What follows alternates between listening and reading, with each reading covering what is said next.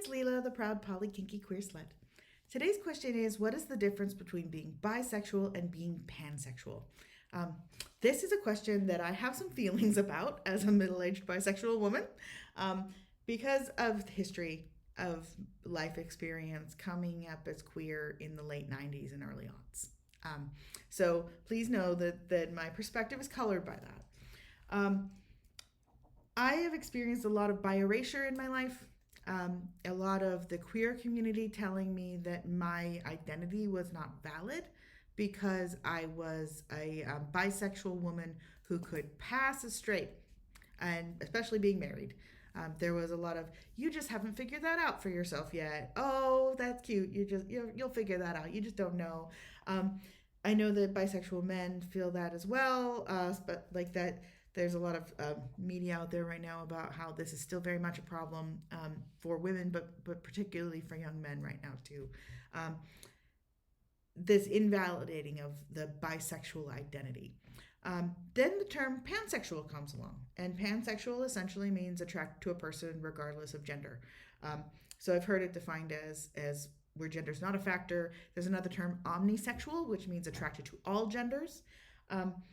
I use these terms interchangeably and intentionally so because I've also been in circles of people in the queer community where people are saying, well, I'm not so interested in bisexual people as a transgendered person because that means they only like men and women and not people who are in the middle. And that's infuriating for me. It's infuriating. And I speak up and I tell people, I politely correct that no, bisexual is an identity that isn't just attracted to men and women, but absolutely attracted to people who are gender nonconforming in all the ways, and always has been.